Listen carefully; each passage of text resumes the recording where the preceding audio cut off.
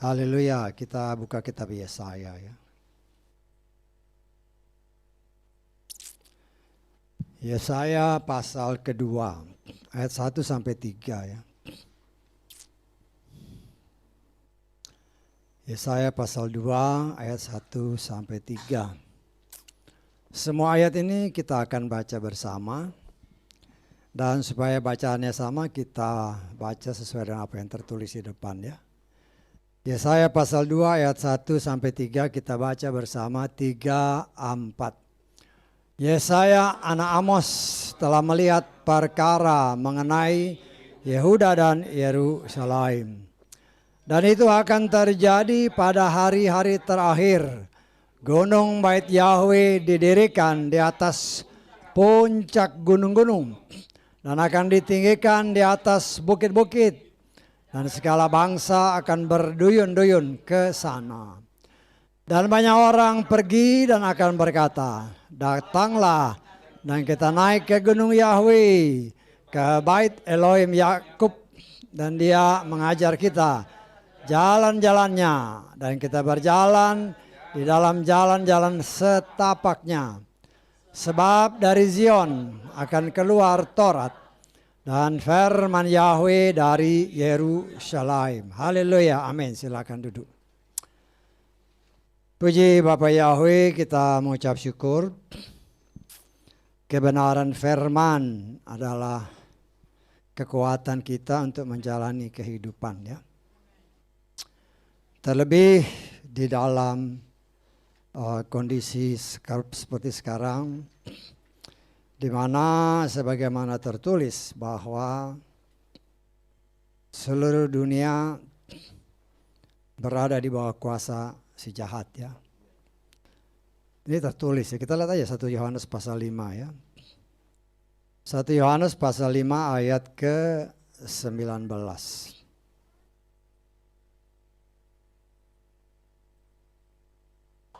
Haleluya, kita tahu bahwa kita berasal dari Elohim. Dan seluruh dunia ditaruh di dalam yang jahat ya. Dalam terjemahan lain, seluruh dunia dikuasai oleh si jahat. Ya. Semua orang percaya tahu itu. Tetapi lupa karena disibukkan dengan kesibukan dunia. Ya. Nah, kita melihat di sini pada hari-hari yang mendatang, kata firman Tuhan. Ya. Sebelum saya diingatkan kembali, kemarin kan saya dengar lagi khotbah yang minggu lalu ya. Di sana dikatakan Yesaya 11 masalah Yesus berkata dalam doa Bapa kami, datanglah kerajaanmu, jadilah kehendakmu ya. Itu mungkin agak kurang ya. Saya harus tambahkan bahwa karena yang setelah saya dengar lagi itu terjadi 1000 tahun masa pemerintahan. Tetapi itu bukan terjadi hanya nanti, tetapi juga dalam kehidupan kita sekarang ya. Dalam kehidupan kita sekarang supaya kehendak Tuhan itu jadi dalam hidup kita. Ya. Walaupun itu memang yang itu tidak salah, tapi kurang. Yang saya katakan hanya untuk 1000 tahun. Ya. Karena memang masa 1000 tahun nanti semua kan selalu damai. Ada domba main sama binatang-binatang buas, anak-anak main sama ular. Ya, itu memang tidak terjadi dalam kehidupan kita sekarang nanti. Tetapi yang harus ditambahkan adalah kita mengharapkan bahwa suasana kerajaan sorga ada di dalam kehidupan kita, memerintah dalam hidup kita, menjalani hidup kita saat ini. Bisa ditangkap ya. Nah, saudara yang dikasihi oleh Bapak Yahweh, ini pun firman Tuhan katakan pada hari-hari mendatang. Ya, saya percaya hari-hari yang mendatang yang dikatakan oleh Yesaya ini adalah saat-saat sekarang ini. Ya.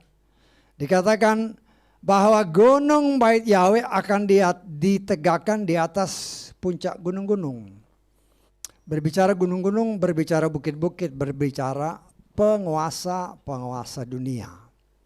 Ya, termasuk juga kesombongan manusia. Ya. Dan pada hari-hari terakhir semua itu akan tunduk di bawah kaki Bapa Yahweh. Ya. Jadi kita melihat di sini memang dunia dikuasai oleh si jahat. Tetapi kita melihat ya, sekarang banyak orang yang mulai berbalik. Mulai berbalik ya, bahwa bukan saja dari kepercayaan lain, mereka percaya bahwa Bapa Yahweh adalah Tuhan dan Juru Selamat di dalam Adonai Yeshua Mashiach.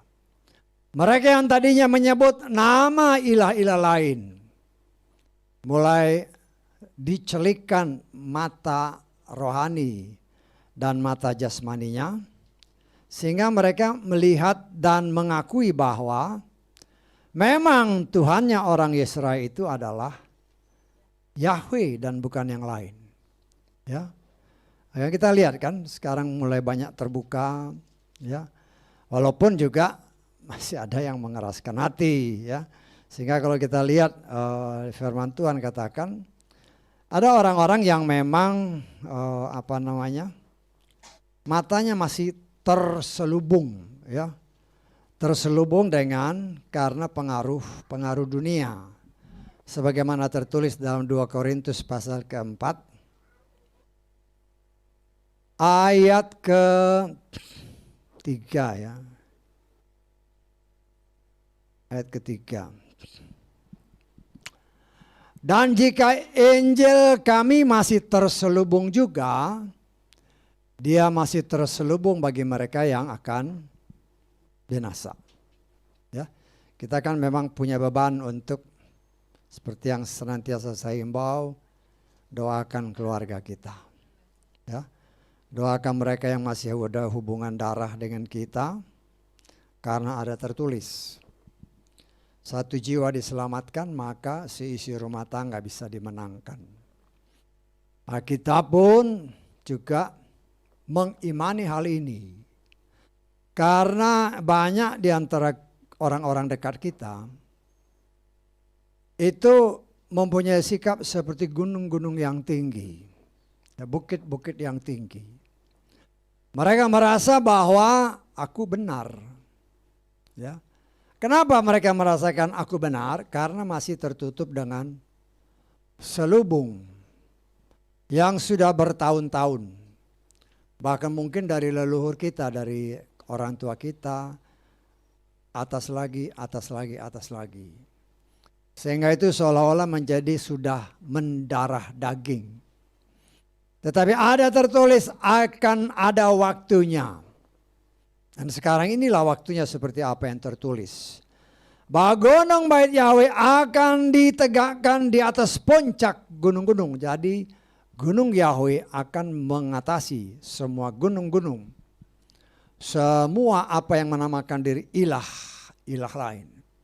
Semua apa yang dinamakan sesembahan lain, ya. Nah, kita melihat itu sekarang sedang terjadi, ya. Orang mulai mencari kebenaran, ya. Terlebih kalau kita melihat begitu ramainya orang menyatakan, ya, bahwa Yeshua sudah sebentar lagi datang, ya, banyak kan, sudah sebentar lagi datang, ya. Tapi mereka masih memakai nama, bukan nama yang diberikan malaikat dari sorga kepada Yusuf dan Maria. Ya. Tetapi dengan lantangnya mereka berani berkata, saya siap. Siap, memang siap. Tetapi ada selubung-selubung yang masih belum dibuka. Karena mereka menganggap mereka sudah benar, ya, sehingga tidak menyadari bahwa nama yang sekarang dipakai itu bukan nama yang diberikan Bapa Yahweh dari sorga melalui malaikatnya kepada Yusuf dan Maria. Banyak yang belum tahu, ya. Sedangkan kalau diberitahu bahwa apakah engkau percaya bahwa firman Tuhan tidak berubah? Amin. Ya. Tuhan tidak berubah. Tuhan tetap setia kepada firman-Nya. Amin. Semuanya amin. Ya. Kalau dikatakan percaya nggak bahwa keselamatan datang dari bangsa Yahudi? Amin. Semua amin. Tetapi belum terbuka matanya. Nama yang kau sebut itu di Israel sana dipakai apa enggak? Ya. Tetapi itulah akan datang waktunya seperti apa yang difirmankan Tuhan. Pada hari-hari mendatang akan terjadi bahwa gunung Bait Yahweh, kemuliaan Bapa Yahweh akan melampaui semua gunung-gunung tinggi, semua bukit-bukit tinggi yang ada di muka bumi ini. Artinya nama itu akan dimunculkan kembali di tengah-tengah dunia. Supaya orang melihat, oh benar, inilah namanya. Ya, nah, saya berkali-kali mengajarkan kepada saudara, semua firman itu harus ada ikatannya. Tidak bisa ada sedikit ketidakcocokan. Semua harus cocok. Semua harus cocok. Ya. Dulu waktu kita baru-baru bertobat memang, ya. Kalau kita melihat dikatakan oleh firman Tuhan, Dia yang datang di dalam nama kita lihat lagi ya. Kita lihat Yohanes pasal ke 17 ayat ke 11 ya.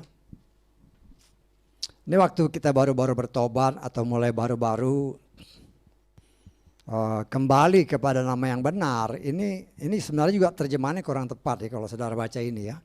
Saya baca sesuai dengan apa yang tertulis. Nanti saya baca dengan apa yang tertulis dengan terjemahan Lugas. Saudara perhatikan ini. Saya nggak tahu yang saudara punya kitab suci apa sama dengan ini. Aku tidak lagi berada di dunia, tetapi mereka ini masih ada di dunia. Dan aku datang kepadamu Bapa yang kudus. Peliharalah mereka dalam namamu, yakni mereka yang telah Engkau berikan kepadaku, supaya mereka dapat menjadi satu sama seperti kita. Saya nggak tahu terjemahan saudara kitab sucinya sama nggak dengan ini? Sama semua. Nah, sekarang saya baca berdasarkan kitab suci Lugas ya. Perhatikan kata-katanya yang saya baca ya. Ya. Aku tidak lagi akan berada di dalam dunia ini, karena aku akan datang kepadamu. Tetapi mereka ini masih ada di dalam dunia ini ya Bapa yang kudus. Peliharalah mereka dalam namamu, yakni nama yang telah Engkau berikan kepadaku. Itu tidak ada di situ kalau nggak salah. Kalau saudara punya bacaan seperti ini, itu nggak ada yang saya baca itu. Ya, karena yang di sini nama yang telah Engkau berikan kepadaku, itu tidak ada di situ. Ada. Ini layan terjemahan lagi ya. Hah? Dalam namamu yakni mereka. Oh di sini. Itu ayat ke berapa itu? 11. Coba. Dan aku tidak lagi berada di dalam dunia, tapi mereka masih ada di dunia. Dan aku datang kepadamu ya Bapa yang kudus. Pelihara mereka dalam namamu. Yakni nggak ada. Yakni mereka yang telah Engkau berikan kepadaku. Tetapi terjemahan saya, pelihara mereka ya Bapa yang kudus, pelihara mereka dalam namamu, yakni nama yang telah Engkau berikan kepadaku. Ada nggak? Nggak ada kan? Nah di sini di Lukas ada. Dan ini sesuai dengan Yohanes pasal 5 ayat 43. Namamu yang Engkau berikan kepadaku. Selain nama Yeshua, nggak ada nama Bapa. Nah, saya sudah jelaskan kepada saudara dalam waktu doa Bapa kami juga sudah saya jelaskan kenapa kita panggil dia Bapa. Banyak orang Nasrani nggak ngerti, ya. Karena doa seperti yang saya ulang lagi sedikit. Doa Bapa kami itu diajarkan untuk orang Yahudi. Saya tangkap. Orang Yahudi sudah tahu kalau dibilang Bapa kami, dia sudah tahu bahwa Bapaknya itu Yahweh namanya. Dan kita sebagaimana yang sudah diberitakan dalam Yohanes 1, karena kita mengakui namanya, kita diangkat sebagai anak. Karena itu kita memanggil dia Bapa. Siapa namanya? Yahweh. Nah, banyak orang Nasrani yang masih terselubung. Karena kalau masih pakai nama yang lama, nggak ada nama Yahweh-nya. Nggak ada. Karena Yeshua itu Yahweh Shua. Di situ ada nama Yahweh-nya. Tapi kalau nama Yesus tidak ada nama Yahweh-nya. Nah, itulah yang masih terselubung. Tetapi saya percaya sebagaimana kata Yesaya. Gunung Yahweh akan melampaui semua itu. Khususnya bagi mereka yang sudah ditetapkan untuk memperoleh keselamatan dari Bapa Yahweh. Saya sudah jelaskan ada dua macam keselamatan. Dan kita memang mengimani apabila kita memperoleh kasih karunia Tuhan. Apabila seperti yang sudah pernah saya jelaskan. Apabila level iman kita sudah mencapai batas yang Tuhan tetapkan untuk diraibkan, kita akan diraibkan. Tetapi kalau belum mencapai batas itu pada saat pengangkatan, jangan harap kau diraibkan.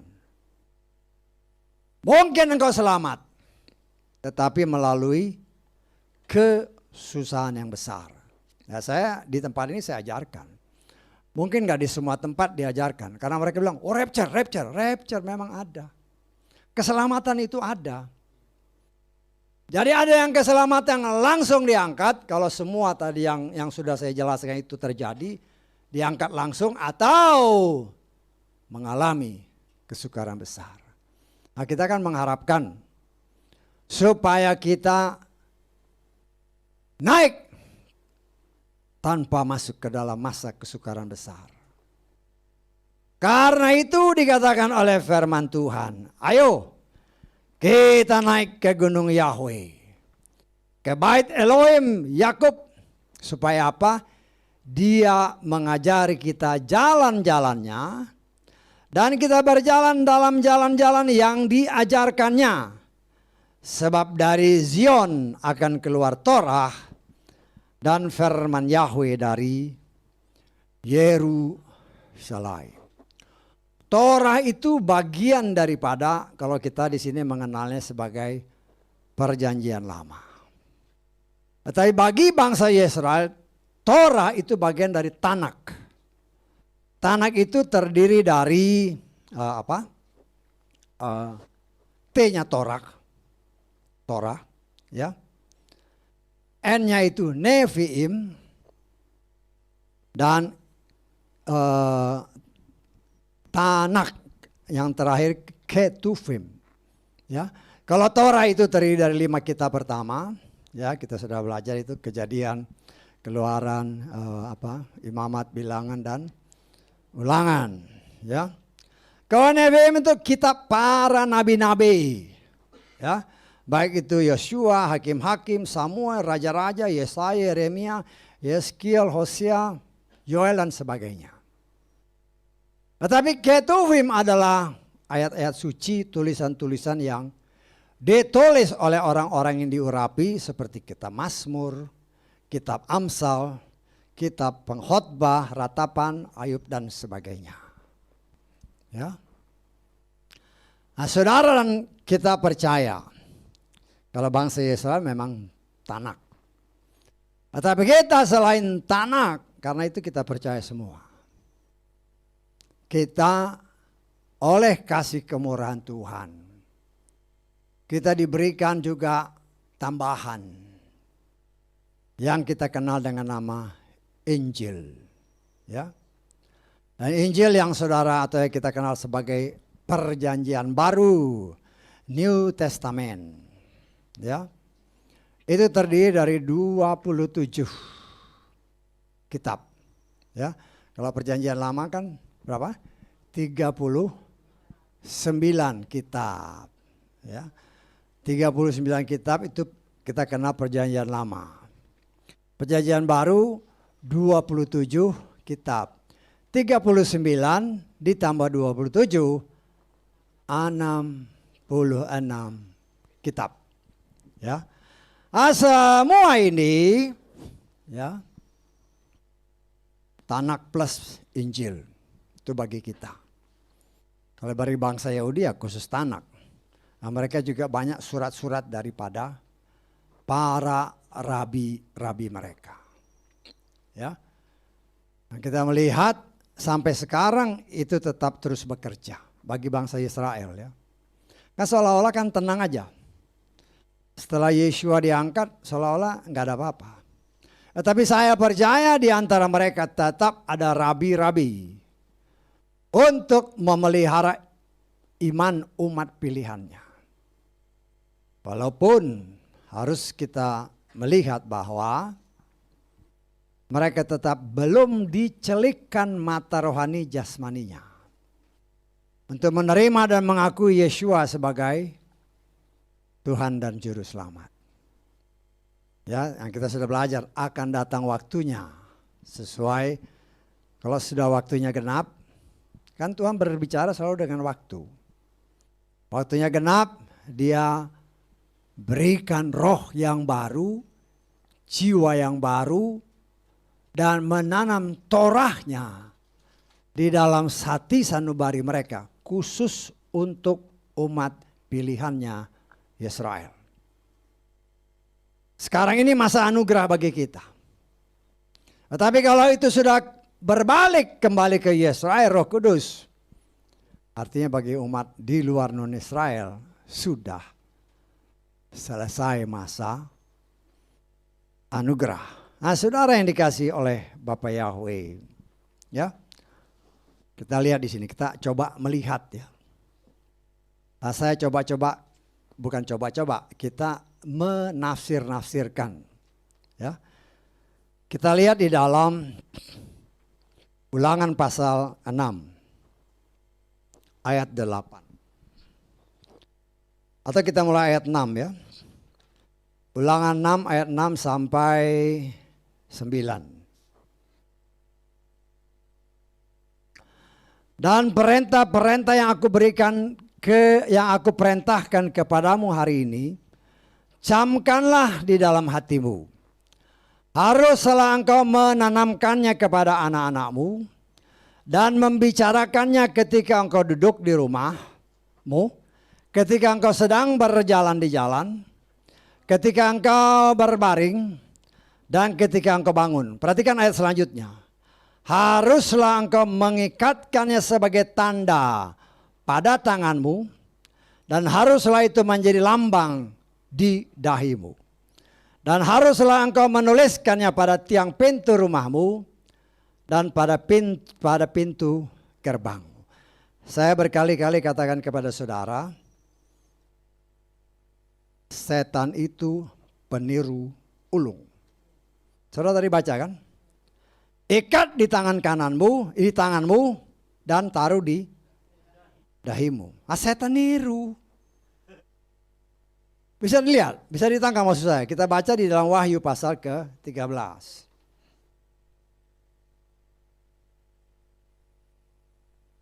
Ayat ke-16 mulai. Wahyu 13 mulai ayat 16. Dan Dia membuat semua orang kecil dan besar, kaya dan miskin, bahkan merdeka dan hamba, supaya Dia memberikan kepada mereka, perhatikan ini, sebuah tanda pada tangan kanan. Kalau tadi hanya tangan ya. Kalau ini ditambahin tangan kanan. Ya. Ini setan ini. Mereka atau pada dahi mereka. Sama nggak dengan yang tadi? Setan nirunya semua dia tiru, tapi nanti kita lihat lagi. Dan supaya setiap orang tidak dapat membeli atau menjual kecuali dia yang mempunyai tanda atau nama binatang itu atau bilangan namanya. Inilah hikmat itu. Siapa yang memiliki pengertian biar ia menghitung bilangan binatang buas itu. Karena itu adalah bilangan seorang manusia. Dan bilangannya adalah 666. Kitab suci saudara dan saya berapa kitab? 66. Ditambah 1 sama setan.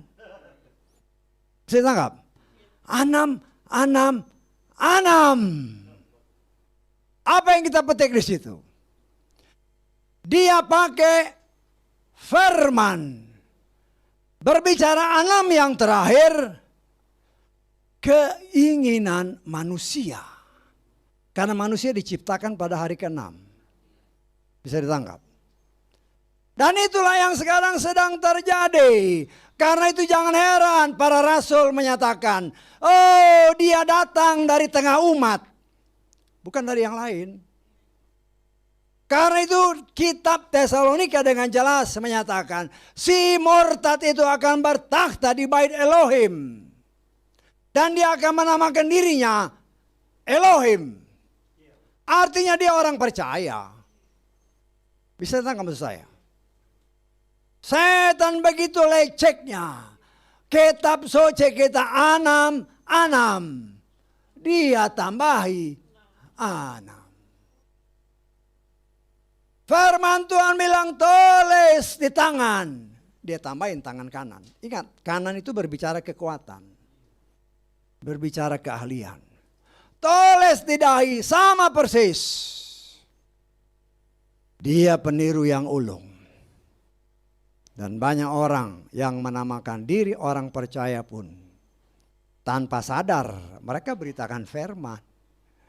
Tapi unsur yang terakhir tanpa sadar masuk. Bisa ditangkap maksudnya? Ya. Kan 6 ditambahin aja 6. Orang pikir oh itu nama manusia. Memang itu nama si pemurtad, bilangan pemurtad. Tetapi kita bisa boleh menafsirkan. Bisa itu dicap langsung, tetapi bisa juga berbicara. Kalau kita kembali ke kitab ulangan tadi. Apakah di tangan saudara ada tulisan firman? Tidak ada. Apa di sini ada tulisan firman? Tidak ada. Tetapi maksud Tuhan supaya jiwa kita ini kan tadi ceklok pakai pistol kan. Jiwa kita ini benar-benar diisi dengan firman Tuhan. Dan kecakapan kita benar-benar untuk Tuhan. Bukan hanya tangan kanan, tetapi tangan kiri. Semua tangan dipakai untuk kemuliaan Tuhan. Tapi setan tangan kanan aja. Artinya orang yang benar-benar ahli. Bisa ditangkap maksud saya? Nah, kita boleh menafsirkan. Ya. Karena ada orang yang menafsirkan, oh, itu bisa aja masuk ke dalam tubuh melalui darah. Saya karena dengar itu saya baca-baca kan. Ginjal itu salah satu gunanya adalah membersihkan darah.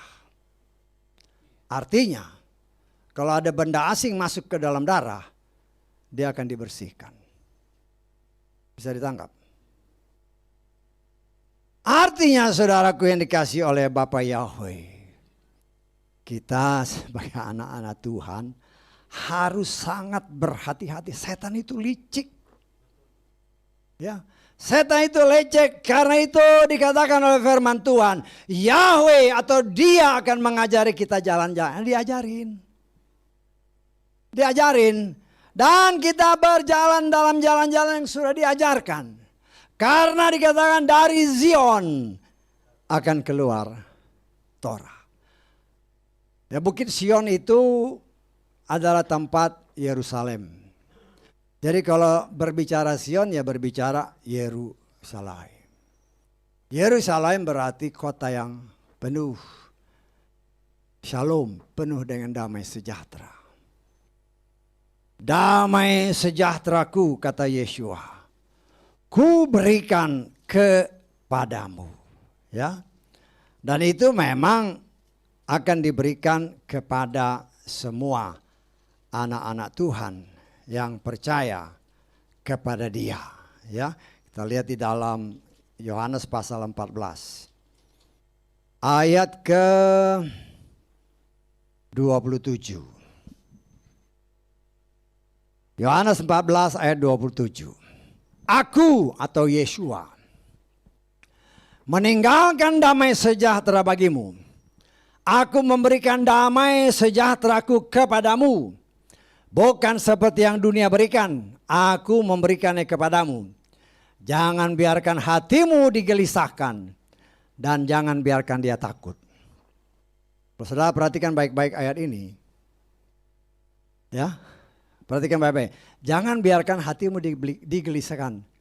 Dan jangan biarkan dia takut. Artinya keputusan itu ada pada kita, bukan pada Tuhan ya. Bisa ditangkap nggak ini? Jangan biarkan hatimu digelisahkan. Artinya dipenonas, tergantung kepada kita. Tetapi saya percaya apabila hati kita dipenuhi dengan firman. Ya.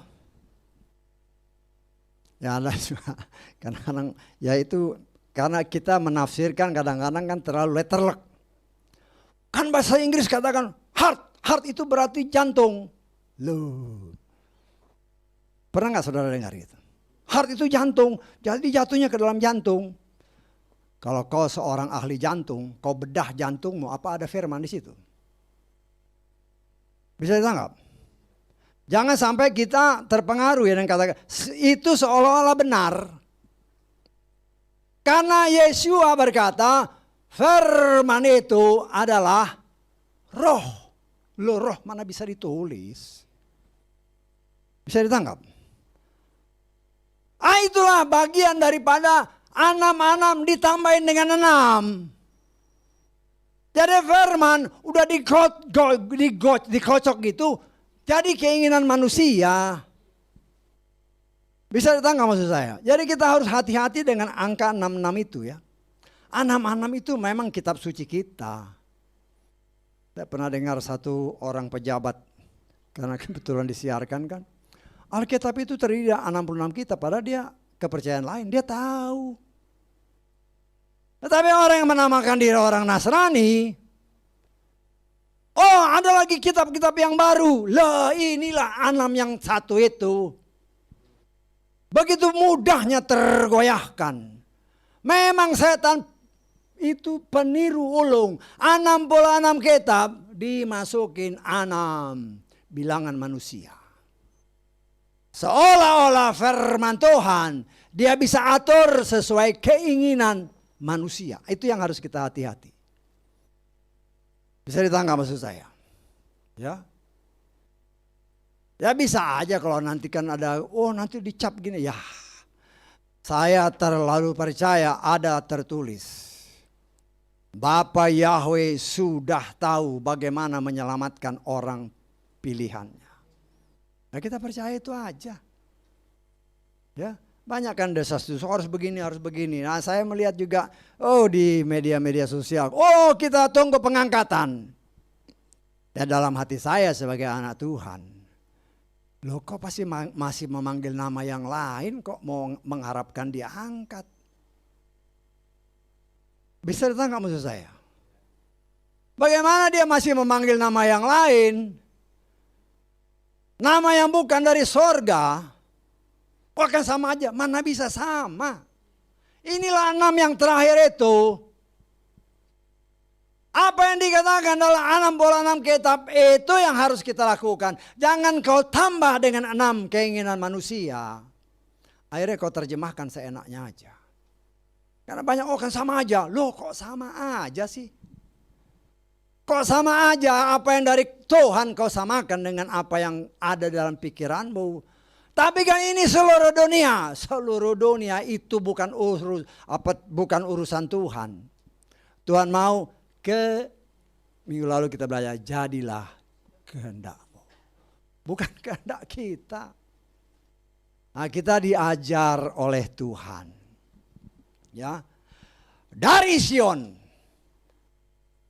ada tertulis, keselamatan datang dari bangsa Yahudi. Torah keluar. Kita sudah pelajari.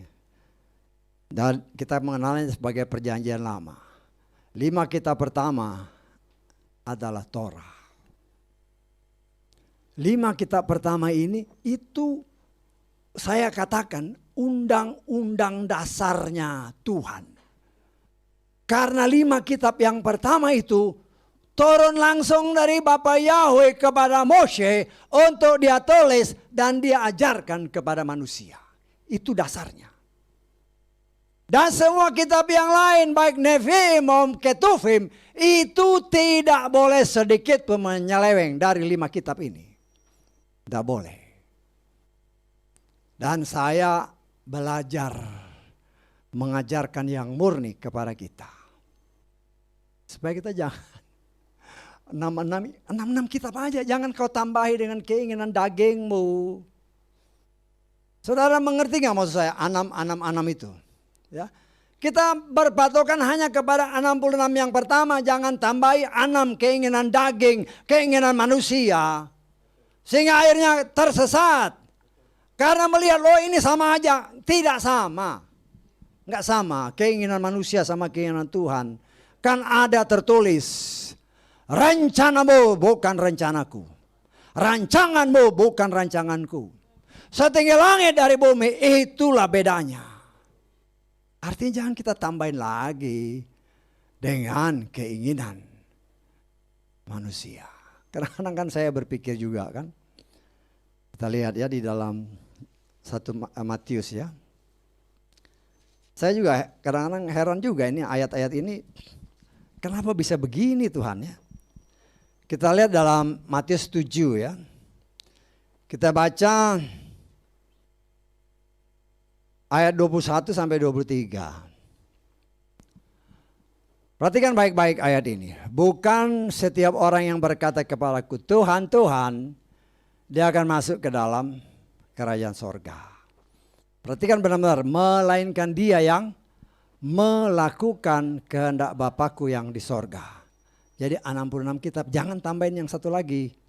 Banyak orang akan berkata kepadaku pada hari itu, Tuhan, Tuhan, bukankah dalam namamu kami telah bernubuat? Dalam namamu kami mengusir roh jahat. Dalam namamu kami melakukan banyak mukjizat.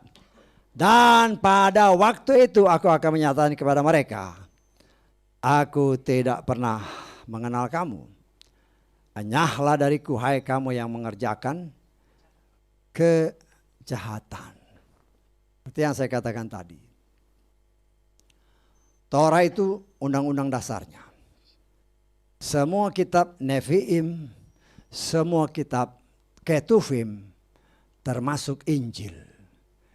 Tidak boleh menyeleweng sedikit pun dari 5 kitab pertama yang ada, yang Tuhan berikan kepada manusia melalui Moshe. Karena itu saya mengucap syukur oleh kasih kemurahan Tuhan. Kita telah mempelajari tabernakel. Paling sedikit kita sudah mempunyai landasan Torah. Karena dari situ kita belajar bagaimana harusnya kita beribadah. Jangan tambahi dan jangan kurangi. Ya. Kadang-kadang kita mau bertumbuh liar. Jangan heran kalau kesaksian-kesaksian tadi. Ada pisau-pisau yang siap untuk memotong ranting-ranting yang tumbuh sesuai dengan keinginan sendiri. Ya. Kalau bandel, kapak sudah tersedia. Ada tertulis. Kapak sudah tersedia, siap untuk tebang. Kalau bandel ya ditebang. Saudaraku yang dikasihi oleh Bapak Yahweh. Bapak Yahweh mengingatkan dan mengajarkan kepada kita. Kita pernah belajar Torah ya. Kita pernah belajar tabernakel ya. Mungkin banyak yang lupa atau mungkin belum pernah dapat. Karena baru datang, baru bergabung. Saya menghimbau saudara bacalah 5 kitab pertama itu. Nanti saudara bisa dengan pertolongan Roh Kudus akan dibuka. Karena intinya memang 5 kitab itu. Karena itu saya berani berbicara apabila orang berkata, seperti apa yang dikatakan Paulus. Ya, wanita itu jangan mengajar. Wanita itu kalau ibadah diam. Nah, kita lihat aja, supaya saudara jangan bingung nih ngomong seenaknya aja lagi. Kita lihat aja, ini udah berkali-kali. Tapi karena kita berbicara di sini, ya kita lihat lagi, ya. 1 Korintus pasal keberapa? 14 ayat 34. 1 Korintus 14 ayat 34. Para istri dalam gereja-gereja kamu, biarlah mereka apa? Berdiam diri. Kalau saudara ngomong sama pengkhotbah perempuan, marah mereka. Ini firman ya, ini Torah. Biarlah mereka berdiam diri, karena tidaklah diizinkan bagi mereka untuk apa? Berbicara. Sebaliknya tunduk sebagaimana apa? Torah mengatakannya.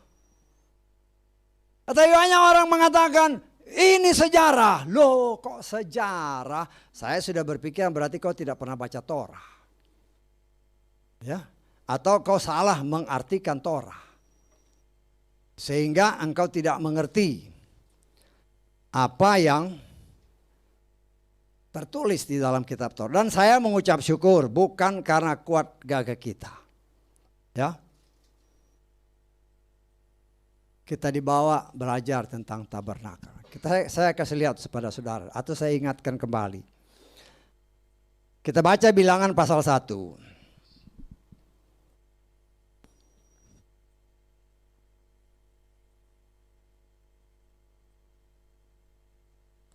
Ayat 47. Bilangan pasal 1 ayat 47.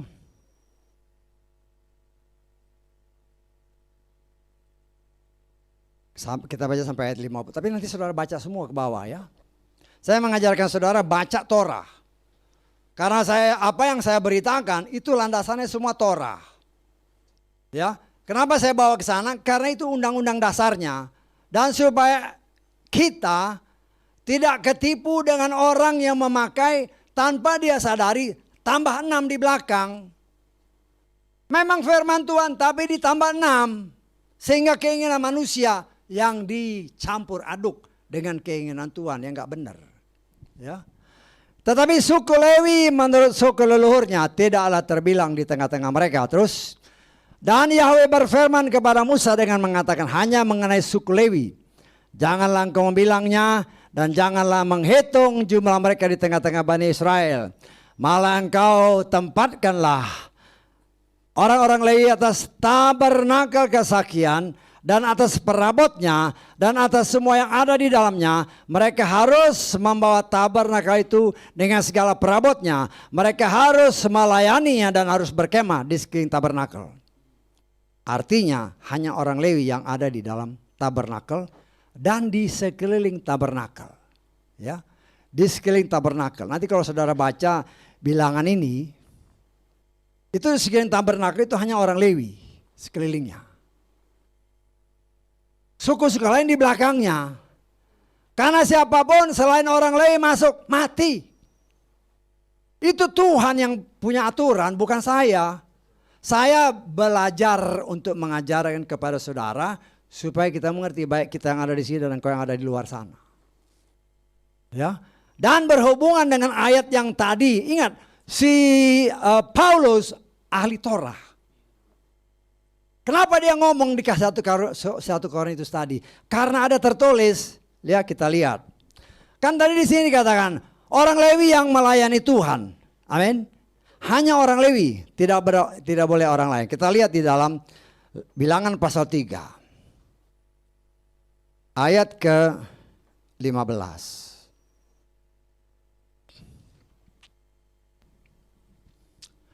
Bilanglah keturunan Lewi menurut keluarga leluhur mereka, menurut kaum-kaum mereka. Terus perhatikan ayat ini. Haruslah engkau bilang setiap apa? Laki-laki. Kenapa perempuan yang gak dihitung?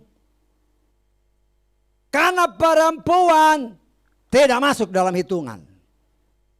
Bisa ditangkap? Inilah yang dikatakan oleh Paulus.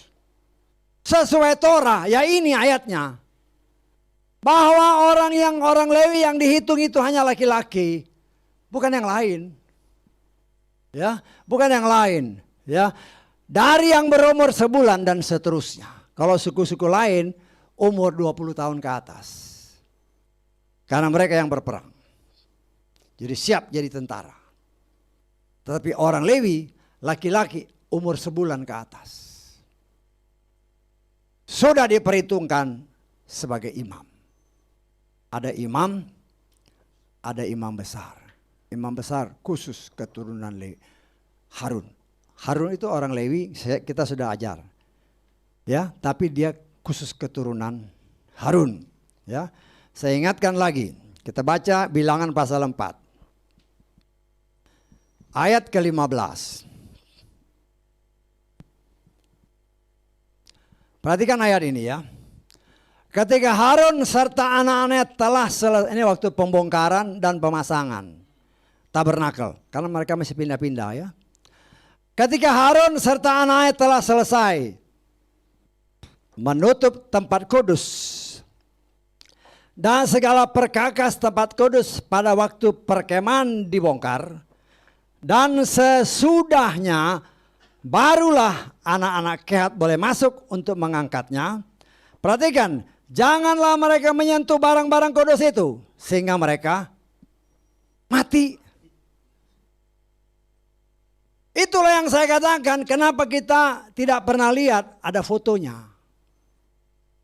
Karena barang ini ditutup sama imam-imam besar. Ini imam yang orang-orang Lewi berani megang, mati. Mati. Loh, itu kata Tuhan, bukan kata saya. Karena itu saya ajarkan kepada saudara. Ya, nah sekarang kan Anam-anam itu memang kitab suci kita. Tapi kan banyak pelayan-pelayan, oh nggak apa-apa perempuan khotbah. Loh, ditambah 6, keinginan manusia. Apalagi berani mengajarkannya. Itu ada sejarahnya. Loh, kok sejarah? Itu Torah bukan sejarah. Bisa ditangkap? Tuhan mengajarkan kepada saudara dan saya sebagaimana yang tertulis tadi. Ini loh Torah. Datang dari Bapa Yahweh melalui bangsa Israel. Nah, kita belajar. Kemudian dikatakan oleh firman Tuhan, firman Yahweh dari Yerusalem. Sekarang jadi pertanyaan, kenapa Torah dulu? Nah, itu yang saya katakan, Torah itu UUD-nya, undang-undang dasar. Oh, perintah yang turun langsung dari Bapa Yahweh melalui Moshe untuk diajarkan kepada semua orang Yahudi, khususnya Israel. Dari situ baru para nabi menulis, tidak ada satupun yang boleh bertentangan dengan Torah. Ya. Begitu pula tulis-tulisan Mazmur, Amsal, Kidung Agung, semua tidak boleh bertentangan dengan Torah. Tetapi sebagaimana tertulis dalam kitab Wahyu, setan berkata, atau orang yang dikuasai setan. Karena ini memang saya percaya itu orang percaya. Tetapi dia tambah keinginan manusia. Ya, dia tambah 6, jadi keinginan manusia yang jadi. Nah, itulah yang sekarang sedang terjadi dalam hidup kita. Ya, banyak orang yang menolak. Ini kata Torah, loh, hati-hati. Ya, apalagi dalam pelayanannya bagus. Saya mengucap syukur dalam pelayanan, orang-orang yang melayani. Tetapi ingat, jangan keluar dari Torah. Kenapa? Yesus sendiri bilang, "Anyah kamu, aku tidak kenal kamu, pembuat kejahatan." Itu bukan kata saya, itu kata Yesus. Artinya, buat apa kita capek-capek melayani Tuhan kalau bertentangan dengan kehendak Tuhan. Nggak ada guna. Nggak ada guna. Ya. Kau yang ada di luar sana. Ya saya punya keluarga juga banyak yang pendeta-pendeta perempuan. Kalau kau dengar ini baca Torah yang benar. Jangan sampai nanti Matius 7 itu terjadi kau datang kepada Bapa. Aku melayani Tuhan. Hanya kamu membuat kejahatan. Karena kau tidak tunduk kepada Torah. Tuhan tegas. Orang yang seperti Moshe dipakai luar biasa selama kurang lebih 40 tahun. Sedikit dia salah, out. Tidak boleh kau masuk ke tanah Kanaan. Loh kita, seberapa kita dibandingkan dengan Moshe? Ya, saya mengerti ini keras ya.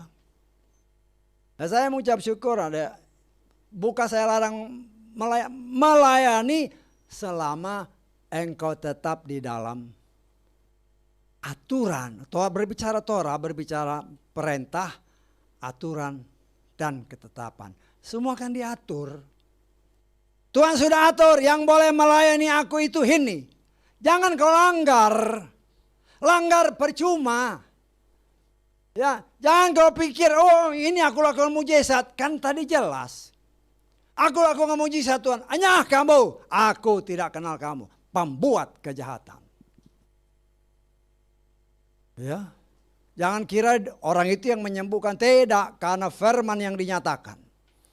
Tetapi, ya, oh tapi kan itu berarti Tuhan pakai. Memang keledai pun Tuhan pakai untuk menegur si nabi ini. Betul nggak? Bileam itu nabi, ada tertulis. Kalau di luar sana orang bilang, oh ini tukang tenung. Itu nabi, ada tertulis, selidiki. Saya pernah beritakan ini. Cari semua di video-video itu ada. Nah, kita harus bukan lagi main-main. Bukan lagi main-main. Pernah saya katakan di tempat ini melalui mimbar ini. Saya mengucap syukur bila Tuhan percaya kepada saya. Ya. 100 orang untuk saya layani. 100 ya diangkat tanpa mengalami kesusahan besar. Daripada saya dipercaya 1 juta orang, yang masuk juga 100, saya anggap gagal. Bisa datang nggak maksud saya? Tapi untuk itu saya belajar.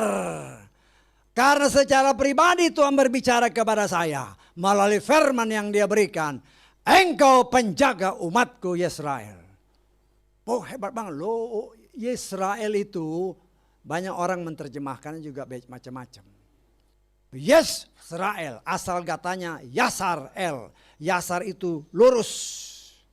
El itu Tuhan, artinya jalan Tuhan yang lurus. Supaya umat Tuhan kembali kepada 6 jangan tambahin 6 lagi.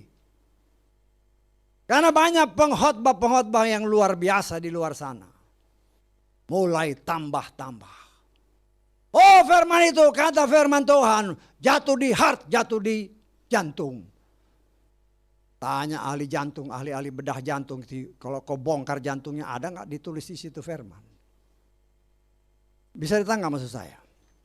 Firman Tuhan itu kita baca ya 6:3 Yohanes. Yohanes 6:3.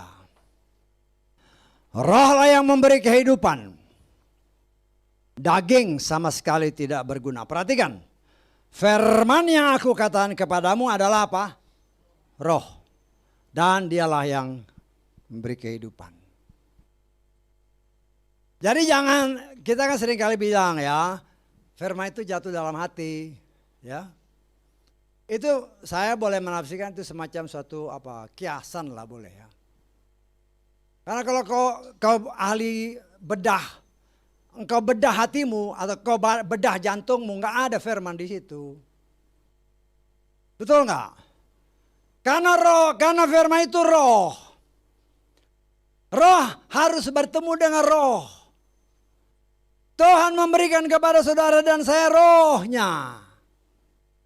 Supaya kita diingatkan selalu, dibangun senantiasa terus menerus, disegarkan setiap saat. Dan Tuhan mengingatkan saya akan apa yang tadi saya katakan. Jangan tambah 6 dengan 6 lagi. Karena itu jadi tanda si setan. Banyak orang kan menamakan diri pelayan-pelayan Tuhan. Oh, mulai menyeleweng. Dari 66 kitab, tambah 6 keinginan manusia. Oh, enggak apa-apa. Itu ada sejarahnya kenapa perempuan tidak boleh berbicara. Ada sejarahnya. Padahal Torah menyatakan jelas dari Torah. Makanya saya himbau saudara. Baca tetapi dengan sungguh-sungguh, dengan hati-hati, dengan tulus. Dan tanya Tuhan apa artinya. Saya tidak menyombongkan diri, tapi kayak saya mau belajar terus. Dan oleh kasih kemurahan Tuhan, Tuhan buka banyak hal. Ya, contoh seperti Adam dan Hawa. Kenapa dia bisa jatuh? Kenapa setan bisa masuk ke Taman Eden? Itu tidak ada di buku manapun. Saya tidak pernah dengar orang khotbah. Tetapi oleh kasih karunia Tuhan. Kenapa? Karena ada tertulis. Tidak ada rahasia yang tertutup, semua akan dibuka. Kepada siapa dibuka? Kepada orang yang sungguh-sungguh mengasihi dia. Nah, kita akan mengharapkan semakin hari semakin dimurnikan. Banyak orang mau belajar. Memang itu kalau kita lihat ayat-ayat tadi. Oh, pengajaran dari Yerusalem sana. Kita pernah belajar kan dari kitab Wahyu kan. Ada sinagoga setan. Sinagoga itu artinya tempat-tempat ibadah orang Yahudi. Ya, mereka mengaku Yahudi tapi bukan orang Yahudi. Kenapa? Karena mereka tidak sungguh-sungguh di dalam Tuhan. Nah, tapi kan saya ya memang banyak orang, oh ini saya dapat dari sana. Loh, hati-hati.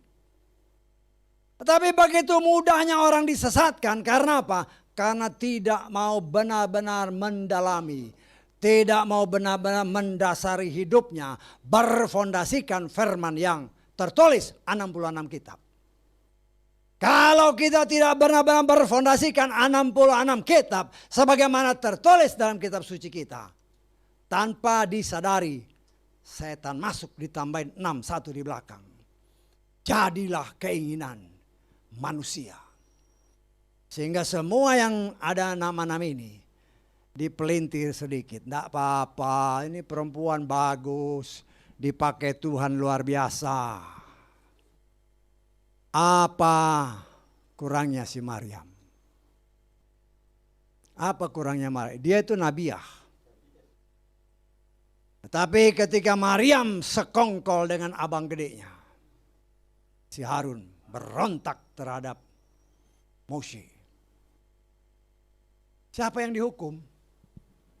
Siapa yang kena kusta? Harun tidak kena kusta ya. Nah itu harus jadi pertanyaan kita. Kenapa dia nggak kena? Padahal dua-dua berontak. Loh kenapa dia nggak kena?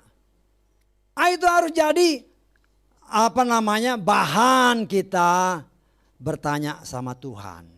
Kita lihat ya, kita baca Bilangan 12. Kita baca aja mulai ayat 1.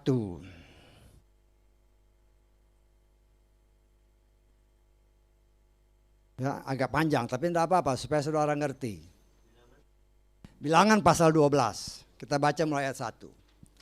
Perhatikan ya, dua-dua ini berontak. Tetapi kenapa hanya Maryam yang dihukum? Itu harus kita perhatikan. Maryam serta Harun berbicara menentang Moshe.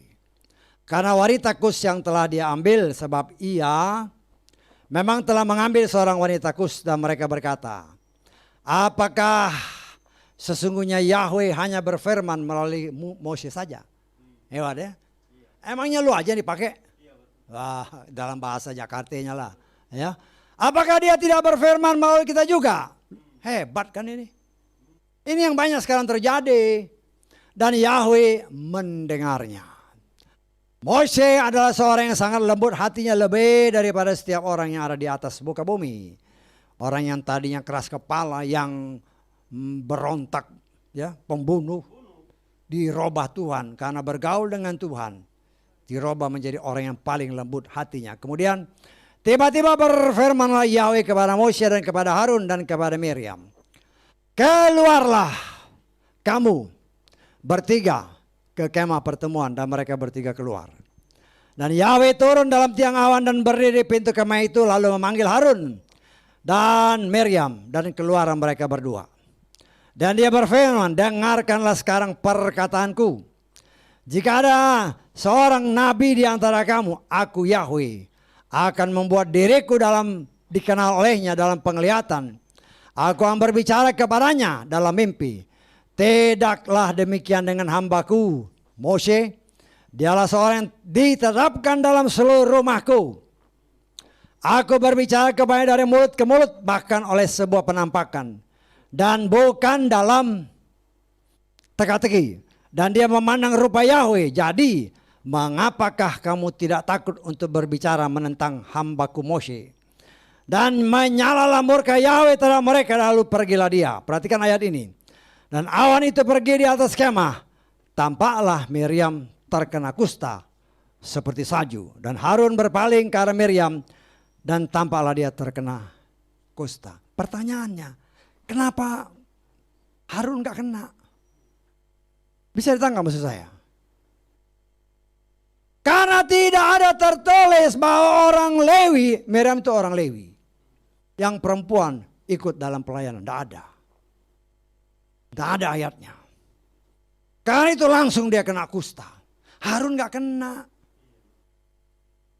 Tetapi Tuhan mau kasih lihat bahwa kalau dia pilih orang, jangan ganggu. Ada tertulis, jangan mengusik orang yang keurapi. Dan itulah yang senantiasa kita diajarkan, diingatkan oleh Bapa Yahweh. Jangan sampai kita melampaui apa yang dia katakan.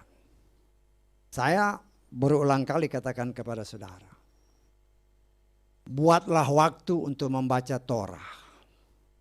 Dari Kejadian sampai Ulangan. Diulangi, diulangi, diulangi. Ya, saya katakan kepada saudara, pernah saya katakan, apa yang tertulis sebenarnya jawabannya ada di sini. Apa yang Tuhan katakan, orang yang lahir dalam generasi ketika pohon ara mulai bertunas, dia akan ada. Artinya dia akan hidup. Kita tahu bahwa pohon ara bertunas, ara itu berbicara bangsa Israel. Dan banyak orang Israel, banyak orang di dunia ini mengerti bahwa tunas itu muncul tahun 48. Tetapi Yesus berkata, generasi ini akan melihat kedatangan. Jawabannya itu ada di Torah. Jawabannya ada di Torah. Kapan itu Tuhan? Ada di Torah. Jangan cari di tempat lain, ada di Torah. Saya sudah pernah jelaskan kepada saudara. Ya. Jadi apa yang Tuhan tulis dalam 5 kitab suci itu, kalau kita sungguh-sungguh duduk di bawah kaki Tuhan, tanya Tuhan, Tuhan apa sih artinya? Ya. Saya belajar untuk mencari kehendak Tuhan. Ya, saya kan berkali-kali bicara, saya kan kalau pagi ya, habis ya makan, habis olahraga sih, saya kan nyapu. Apalagi sekarang ini kan pohon rambutan yang di rumah itu kan, waduh rontoknya baru disapu sedikit, udah kita baru jalan beberapa meter dia penuh lagi. Tapi itulah saya nyapu, itulah kewajibanmu. Baru kau bersihkan hari Minggu, pulang dari gereja keluar lagi karakter itu. Bisa ditangkap maksud saya? Itulah kewajiban seorang pelayan Tuhan. Bersih-bersih terus. Tetapi kita pun harus lebih membersihkan diri. Kalau kita membersihkan sesuatu meja nih dengan lap yang kotor yang gak bersih-bersih. Karena itu lap ini pun harus bersih. Karena itu saya pun belajar terus-menerus untuk belajar melakukan apa yang Tuhan perintahkan. Saya berdoa, Tuhan, biarlah seluruh mereka yang Kupercayakan Ku layani boleh mencapai standar iman yang memperoleh kasih karunia diraihkan Tuhan. Jangan sampai enggak sampai standar ini. Kalau di bawah standar ini mungkin engkau selamat, tetapi mengalami kesukaran besar. Ya, mengalami kesukaran besar. Dan terus terang banyak kalau saudara baca kitab-kitab, baca berita-berita. Ya. Tidak pernah mereka menyebut kitab Tesalonika itu, atau jarang yang menyebutnya, menghubungkan dengan Tesalonika. Lo bait suci belum berdiri, ya nggak bisa. Setan nggak maksud saya. Jadi jangan sampai mudah tertipu ya. Mereka memang pakai 66 kitab ini, tetapi tanpa sadar ditambahin keinginan manusia, 6 di belakang ditambah. Sehingga begitu mudahnya orang yang menamakan diri orang percaya. Karena setan punya pengalaman. Hawa itu tertipu karena ada firman yang dinyatakan oleh si setan. Yang dipelintir sedikit, jatuhlah Hawa. Nah itu terjadi sampai sekarang. Pakai firman, dipelintir sedikit. Ya, pakai firman tidak melihat, kan firman itu ada banyak. Tetapi karena tidak pernah baca dan menyelidikinya, begitu ada, oh ya ini benar. Lo lihat yang lain. Supaya jangan dipelintir sedikit, kau goyah seperti si Hawa. Setan punya pengalaman ribuan tahun menipu manusia dengan firman. Karena pengalaman itu yang dialami hampir 6.000 tahun yang lalu dengan si Hawa dan Adam. 6.000 tahun. Dia praktekkan lagi pada akhirnya. 66 ditambah 6. Udah jadilah manusia yang gampang dikendalikan ya oleh si jahat. Ya. Kalau saudara dengar kesaksian tadi kan tentang manusia bikin manusia segala. Ingat ya.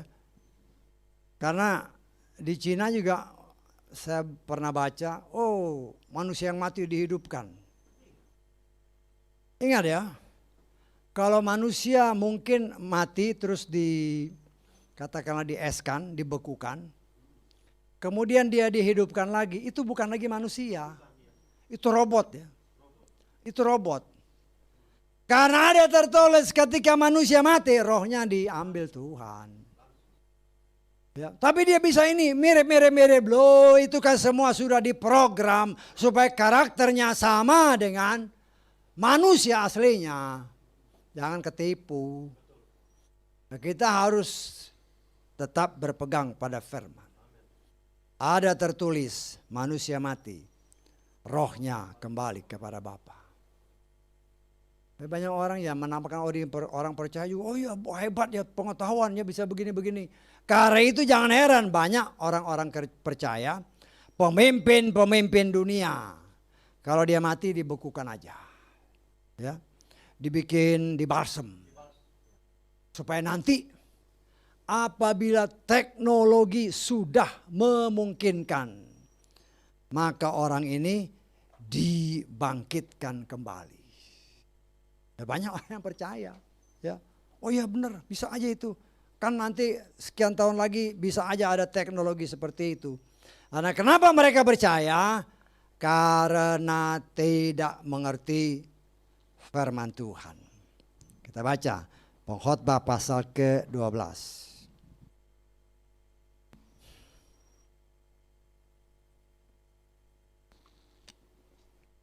ayat 7. Pengkhotbah 11 ayat 7.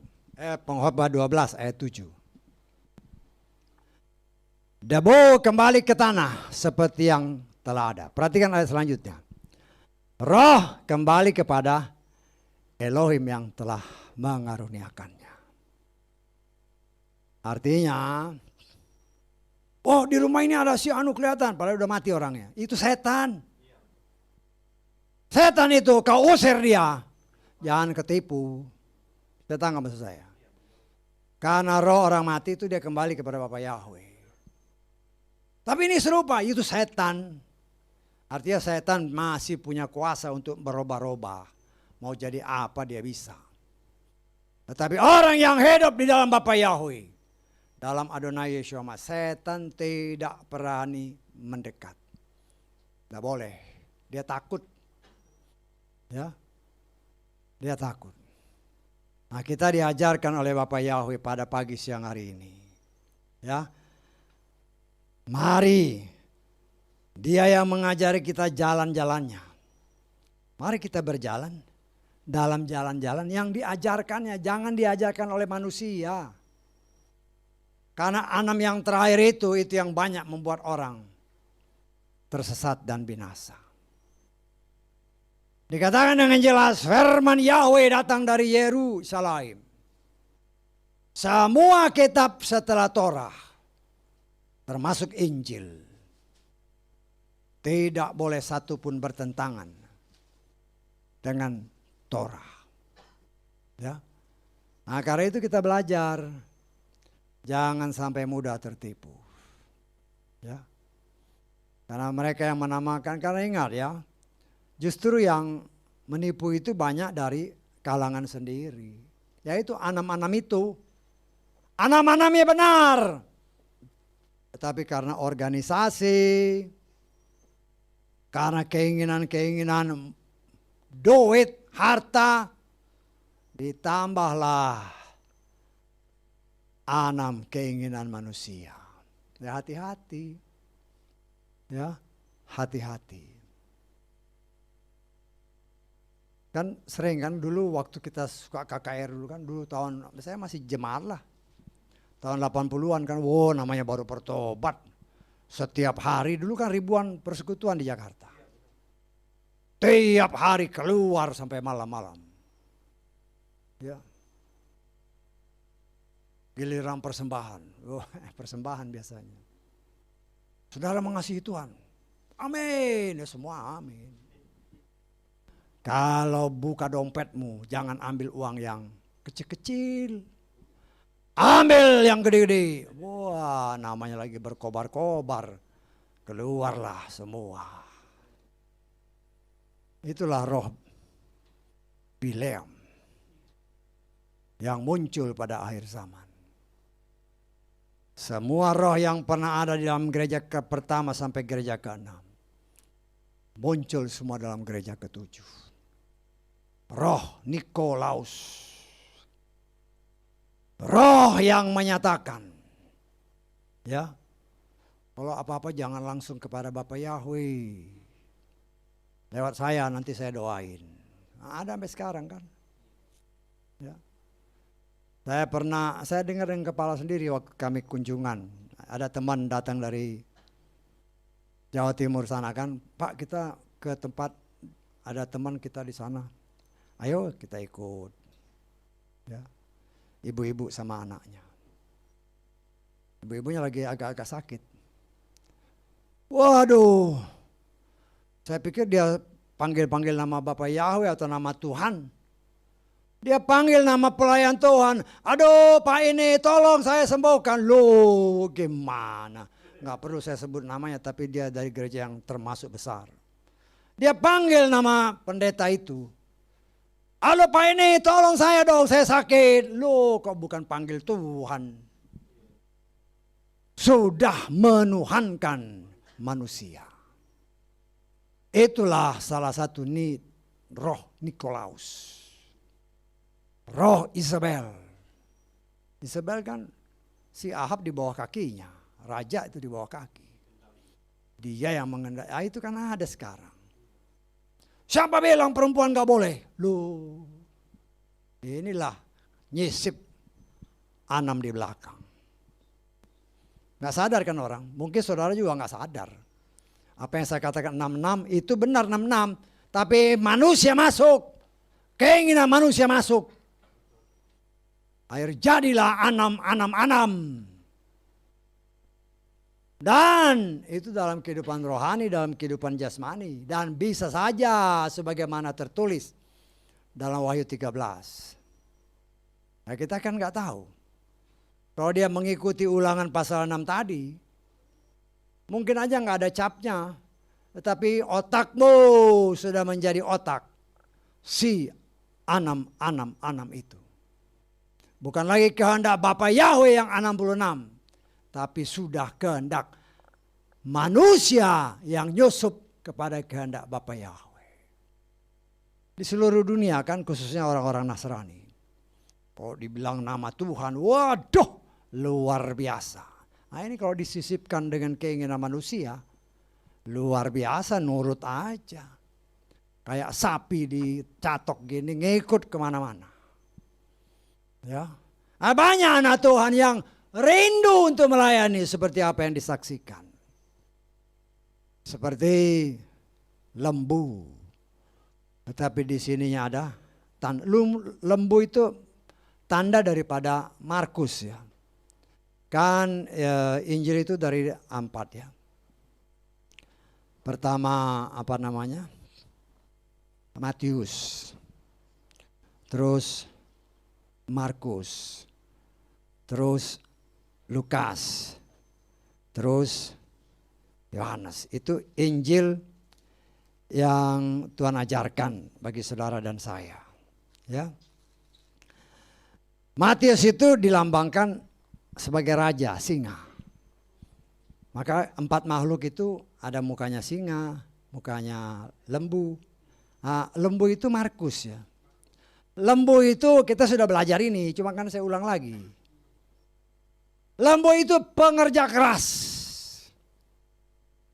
Banyak anak-anak Tuhan yang rindu untuk melayani. Tapi tanpa sadar, dia dikendalikan oleh sesuatu. Karena dia pikir, saya untuk Tuhan kok. Ya untuk Tuhan, benar. Tapi itulah yang saya katakan, cek di Torah. Apakah benar pelayananmu? Kalau enggak nanti Matius setujui itu jadi. Ya. Tuhan aku melayani engkau. Tuhan bilang, hanyalah engkau pembuat kejahatan. Karena engkau tidak melandaskan diri kita. Kepada undang-undang dasarnya Tuhan. Jangan main-main ya. Kau pelayan-pelayan Tuhan di luar sana. Hati-hati. Apalagi sebagai pelayan Tuhan, kau sebagai guru, sebagai pengajar. Yakobus pasal 3 katakan, jangan semua orang mau jadi guru. Karena guru itu dia mengajar hukumannya kalau salah 2 kali lipat. Ya. Karena banyak juga kan orang-orang jadi pelayan Tuhan, ada pada nggak ada kerjaan jadi pelayan Tuhan aja lah. Nanti datang dapat duit. Duh, pikirannya hanya itu. Ya. Kita bekerja, Bapa Yahweh sendiri berfirman. Ya, orang kerja pasti dikasih makan. Kalau kita bekerja untuk Tuhan, Tuhan punya cara untuk memberikan kita makan. Nah, kita jangan menyelewenglah dari 66 kitab. Kalau kita mau hidup berhasil rohani dan jasmani, jangan menyeleweng dari 66 ini. Dan dasar dari 66 itu 5 kitab yang pertama. Dan saya menghimbau saudara, baca dengan benar-benar. Sehingga mata kita akan tercelik. Saya pun dulu sama seperti saudara. Dulu saya baca 5 menit ngantuk. Ngantuk, maunya tidur. Saya dulu penggemar baca komik Koping Ho. Waduh, kalau udah baca Koping Ho, oh berapa jilid sampai pagi saya baca. Tapi baca firman 5 menit, waduh ngantuk sudah. Nah, itu kenyataannya. Tetapi Tuhan sanggup merubah siapapun juga. Apabila dia mau sungguh-sungguh, Tuhan tolong. Tuhan Bapakmu dan Bapakku yang namanya Yahweh di dalam Adonai Yeshua Mashiach. Dia mau kita dan semua manusia selamat. Karena manusia itu ciptaan dia. Tetapi sayangnya manusia tidak mengerti bahwa kita diciptakan untuk dia. Walaupun Tuhan sudah memberikan contoh, apabila saudara baca dengan teliti, ketika Nuh diselamatkan, apa yang mereka lakukan setelah keluar dari bahtera? Mereka bakar korban. Untuk siapa? Untuk Yahweh. Nah, kita pikir di situ, kenapa? Kenapa dibakar korban untuk Yahweh? Artinya hanya orang yang menyembah Yahweh yang akan selamat. Ya, kau yang pelayan-pelayan Tuhan, ada yang mengatakan, oh kan Tuhan mau semua selamat. Ingat, zaman air bah, berdasarkan tafsiran ada orang yang ahli teologi ya, bukan sembarangan. Dia menafsirkan pada waktu itu sudah lebih dari 5 miliar manusia. 5 miliar manusia yang selamat cuma 8 orang. Kenapa? Karena 8 orang inilah yang menyembah Yahweh dengan sungguh-sungguh. Nah, kalau sekarang berapa? 7-8 miliar. Kalau kita tidak menyembah Yahweh dengan sungguh-sungguh, sebagaimana yang terjadi dahulu, nanti pun akan terjadi. Tetapi saya percaya berdasarkan apa tertulis. Mungkin yang diraibkan tidak jutaan, mungkin ya. Tetapi yang diselamatkan tetapi tidak diraibkan berdasarkan apa yang sudah kita dengar minggu lalu. Ada banyak orang yang tidak terhitung. Tapi kita mengharapkan jangan sampai situ. Hari saya berdoa, Tuhan biar level iman kita ini naik sampai batas level di mana kami boleh memperoleh kasih karunia diraibkan. Saya hanya bisa menghimbau, kita mengajak sama-sama, ayo kita gandeng tangan. Saya tidak ada maksud untuk menyinggung saudara. Tetapi firman yang harus diberitakan bukan menyinggung, tapi menusuk. Kalau kau tersinggung berarti belum apa-apa. Firman itu ada tertulis lebih tajam daripada pedang bermata dua. Dia menusuk amat dalam. Sanggup memisahkan roh, jiwa. Sendi-sendi dan sumsum berbicara tubuh. Artinya tubuh, roh dan jiwa kita. Sebagaimana kitab Tesalonika. Ketika Yesus datang, kita didapati tubuh, roh dan jiwa kita sudah bersih. Sehingga kita memperoleh kasih karunia Tuhan. Karena itu sebagaimana yang berkali-kali saya katakan, mari kita sama-sama berlomba dalam perlombaan yang Tuhan wajibkan bagi saudara dan saya. Jangan sampai kita mengendor. Kita baca ayat-ayat terakhir ya. Ibrani pasal ke 12.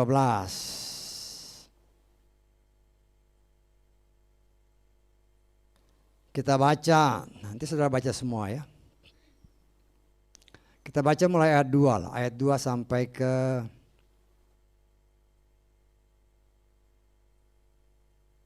ayat ke-6 ya. Nanti saudara baca semua Ibrani 12.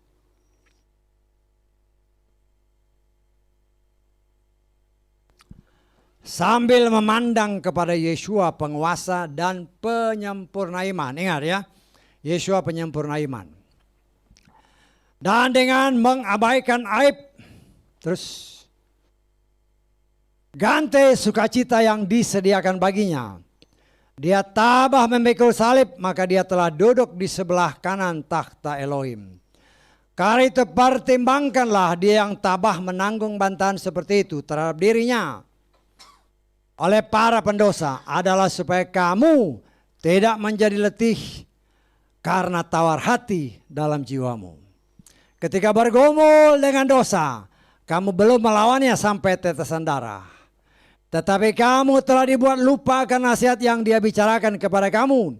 Seperti kepada anak-anak, hai anakku, janganlah menganggap ringan didikan Yahweh. Jangan pula menjadi tawar hati ketika ditemplak olehnya. Sebab siapa yang Yahweh kasih, dia mendidiknya. Dan setiap anak yang dia terima, dia mencabuknya. Ini firman-Nya. Ya, mungkin setiap firman yang diberitakan dari atas mimbar ini, ya mungkin di sini, mungkin yang ada di luar sana. Apa yang dinyatakan itu firman-Nya. Saya tidak menambahinya dengan 6 yang satu lagi. Nah, tergantung kita mau terima apa enggak. Ya, kan dikatakan jelas di sini. Yeshua menerima penderitaan yang luar biasa, tetapi dia tabah sampai akhir, sehingga dikaruniakan kepadanya. Itu dia layak ada bersama Bapa. Dia menghendaki saudara dan saya seperti dia.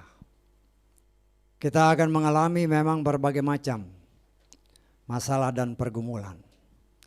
Tetapi itulah sebagaimana tertulis, ya.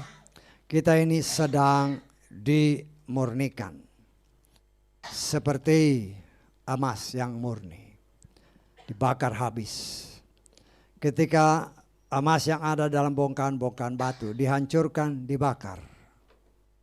Kalau dibakar, semua kotoran-kotoran itu setelah temperatur yang pas, ya, itu kotoran keluar. Semua kotoran keluar. Yang sisa adalah, yang tertinggal adalah emas yang murni. Itulah saudara dan saya. Ada tertulis, firman-Ku bagaikan api yang menghanguskan. Bagaikan api dan bagaikan palu godam. Kita alami itu. Karena itu jangan marah sama firman Tuhan. Jangan marah sama pelayan Tuhan apabila firman Bapa Yahweh diberitakan. Karena itu untuk keselamatan bersama. Saya tidak mau mengenakkan telinga manusia. Saya belajar untuk memberitakan apa yang Tuhan ingatkan. Ya, tadi saya katakan terakhir, ini terakhir lagi nih. Kita lihat 1 Korintus 9 ayat 27. 1 Korintus 9 ayat 27. Perhatikan ayat ini baik-baik. 1 Korintus 9 ayat 27. Ayat terakhir. Namun aku menggembleng tubuhku dan memperhambanya. Perhatikan ayat berikutnya ya. Supaya jangan setelah berkhotbah kepada yang lain, aku sendiri dapat menjadi yang ditolak. Capek-capek kita melayani Tuhan. Akhirnya dia bilang, anyahlah kamu pembuat kejahatan. Saya belajar sebagai pelayan Tuhan. Mungkin hatimu panas, telingamu merah. Ya. Karena yang keluar dari mulut ini itu bukan saya, kan saya buktikan dengan firman. Kalau engkau memberontak terhadap apa yang keluar dari mulut ini, kau bukan berontak terhadap saya. Tapi engkau berontak terhadap siapa yang membuat firman. Kenapa saya harus katakan ini? Saya tidak mau setelah saya memberitakan firman hanya untuk mengenakan telinga orang yang mendengar. Baik dalam gedung ini maupun di luar sana. Tetapi pada akhirnya saya ditolak. Saya tidak mau. Biarlah apa yang saya katakan, yang penting sesuai dengan apa yang tertulis. Semua yang diajar, ayo kita jalan seperti apa yang diajarkannya. Supaya kita sama-sama pada saat sangkakala, tereren, ketemu Ibu Maria. Semua, si opanya nggak kelihatan datang hari ini, tapi nanti kita ketemu di atas sana. Nah, itulah yang kita imani. Artinya perjuangan kita tidak sia-sia. Karena itu maju dan jangan mundur. Haleluya, amin. Kita bangkit berdiri, kita nyanyi. Maka perkataanmu telah